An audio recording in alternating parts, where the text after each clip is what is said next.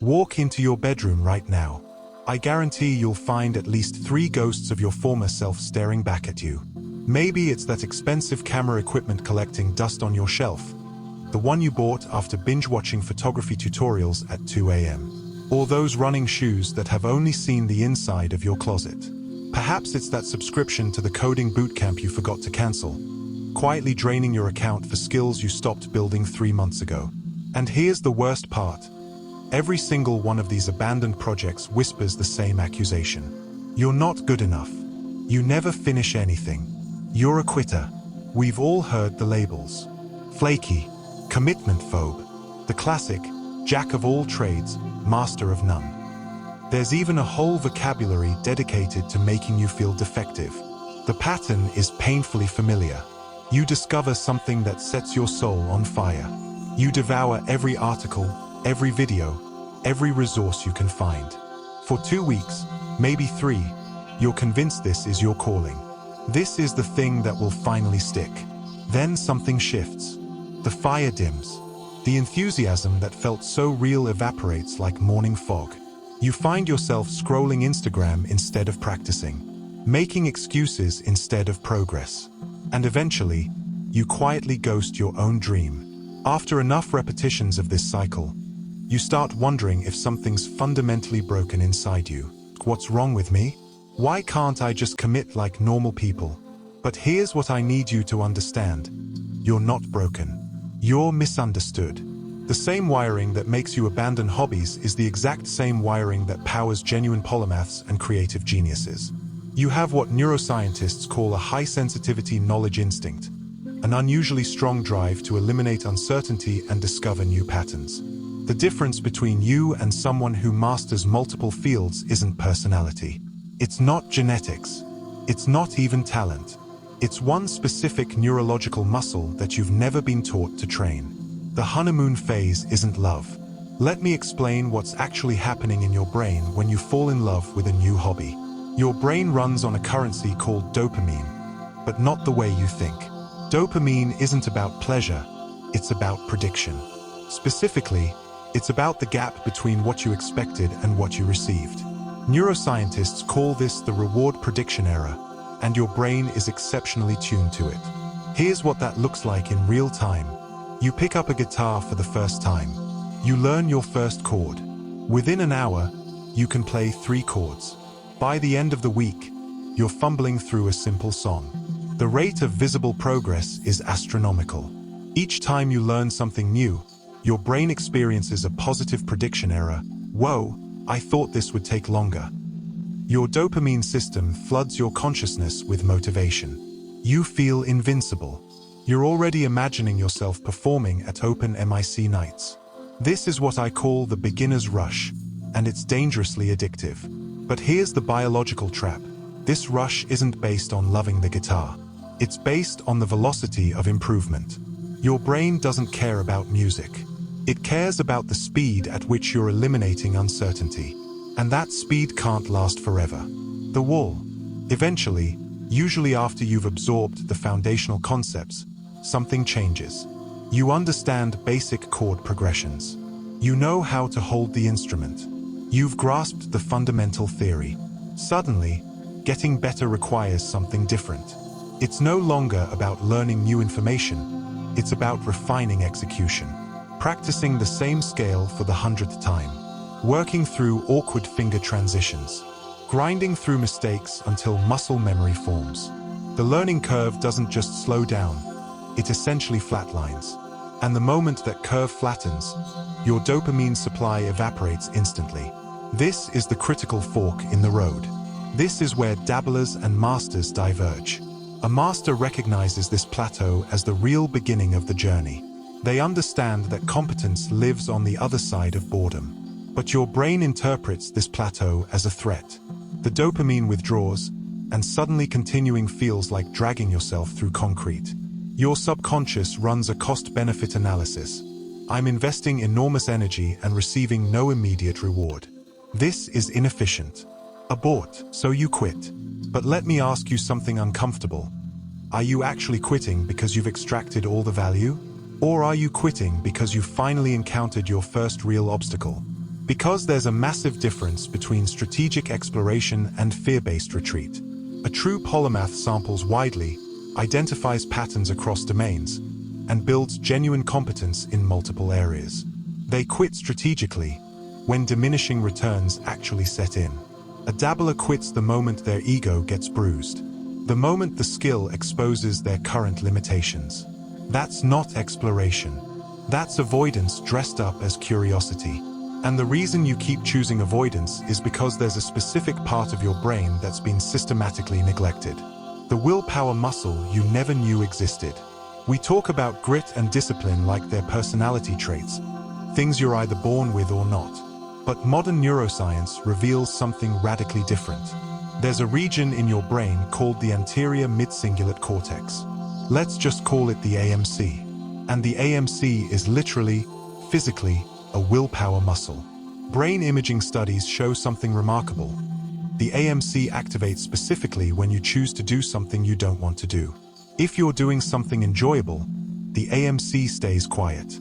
But the moment you override your immediate desires, when you choose long-term goals over short-term comfort, the AMC lights up like a Christmas tree. And just like any muscle, the AMC responds to training. Use it, and it grows. Neglect it, and it atrophies. Here's the brutal truth. If you're a serial dabbler, your AMC is probably the neurological equivalent of a couch potato who gets winded walking to the mailbox. Every time you've felt that urge to quit and immediately surrendered to it, you essentially dropped the weight mid-rep. Every time you've chosen the comfortable path over the challenging one, you've let that muscle weaken. So now, even minor discomfort, a confusing textbook chapter, a frustrating practice session, a moment of boredom, feels impossibly heavy. Not because you're weak-willed by nature, but because you've been skipping leg day for years. But here's the beautiful part. This muscle can be rebuilt at any age. Research on superagers, people in their 70s and 80s who maintain sharp cognitive function, shows they have AMCs that rival those of people in their 20s. The reason? They've spent decades consistently doing hard things. They've kept their resistance muscle strong. Meanwhile, many young people have AMCs that look geriatric because they've been algorithmically optimized for comfort their entire lives. The question isn't whether you can build this muscle.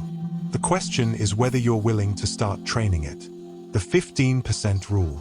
If you've never trained your AMC, trying to suddenly power through massive plateaus is like someone who's never run trying to complete a marathon tomorrow. You'll injure yourself and quit even harder. You need progressive overload. Small, consistent challenges that gradually increase. Here's the protocol, the 15% push. When you're working on your hobby and that familiar quitting urge arrives, that moment when the dopamine dries up and frustration creeps in, don't immediately surrender. But also don't try to heroically power through for 4 more hours. Just do 15% more than your brain wants. If you plan to practice piano for 30 minutes and you want to quit at minute 12, push to minute 15. Then stop. If you intended to write 500 words but you're mentally checking out at 200, write to 250. Then close the laptop. That tiny gap, that small window where you're operating against your impulses, is the actual rep. That's the moment the AMC is firing. That's when the muscle is under tension and growing. It doesn't feel dramatic. It won't give you an immediate high, but that's exactly the point. You're not trying to become superhuman overnight. You're trying to prove to your nervous system that pushing through discomfort is survivable. You're building evidence that you're capable of more than your impulses suggest. Do this consistently, and something remarkable happens. The weight that felt impossible at week 1 becomes manageable by week 8. The AMC thickens. Your tolerance for productive discomfort expands. And suddenly, those plateaus that used to trigger immediate quit responses become boring but navigable terrain. That's how you evolve from dabbler to master. A crucial distinction. Now, I need to address something important. If you have ADHD, this advice needs significant modification. The ADHD brain has fundamental differences in dopamine regulation and executive function. Trying to simply willpower your way through plateaus can be not just ineffective but actively harmful, leading to burnout, shame spirals, and deeper avoidance. If you have ADHD, you don't just need internal grit. You need environmental architecture. You need to make invisible progress visible, breaking projects into microtasks with clear checkpoints. You need external accountability structures, body doubling with friends, public commitments, or coach support. You need time constraints that create urgency, timers, deadlines, and structured sprints. And you need to gamify your process, adding artificial rewards to compensate for dopamine deficits. These aren't crutches. They're intelligent accommodations for a brain that processes motivation differently. If you suspect you might have ADHD, please don't just try to outdiscipline your neurology. Build scaffolding around your AMC training instead of relying on willpower alone. The stimulation problem. There's one final barrier we need to address. Your baseline for stimulation is completely out of calibration. We live in an unprecedented era of supernormal stimuli. TikTok delivers dopamine hits every 15 seconds. Video games provide constant feedback loops. Sugar and processed foods hijack ancient reward systems. Your brain has been trained to expect immediate, effortless stimulation constantly. So when you try to engage in the slow, quiet work of mastery, practicing scales, reading dense material, debugging code, it feels like sensory deprivation. Your brain starts screaming that something's wrong, that you need to check your phone, that you're missing out. You don't have a short attention span. You have an overstimulated nervous system, and you need to actively rehabilitate it.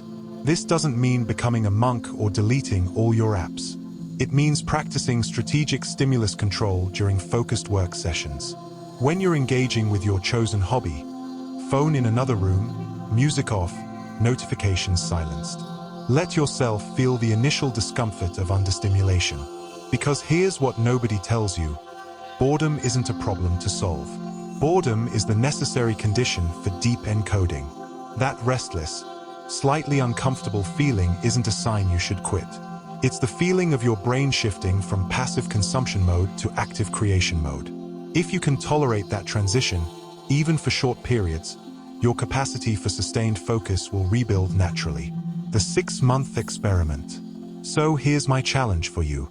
We're at the beginning of a new year, a natural psychological reset point. I want you to leverage that. Choose one interest. Just one. It doesn't have to be career-related. It doesn't have to be impressive. It just has to be something you've been curious about. And commit to 6 months. Your goal isn't to become world-class. Your goal isn't even to finish anything. Your goal is simply to experience the plateau and not quit. Feel the dopamine drop. Feel the weakness of your AMC. Notice the urge to switch to something more exciting. And then do the work anyway. Use the 15% push. Train that muscle. In 6 months, one of two things will happen. Either you'll realize this particular interest isn't actually meaningful to you, and you'll quit from a place of conscious choice rather than unconscious fear. That's valuable data. Or you'll break through to the other side of the plateau and experience something most dabblers never reach. The quiet satisfaction of competence. The dopamine that comes not from novelty but from mastery. Either way, you'll have proven something crucial to yourself. The label dabbler was just a temporary description of an untrained muscle, not a permanent identity. And once you've built that foundation, you'll be ready to explore the polymath strategy. How to structure a life that honors multiple interests without forcing yourself into artificial constraints.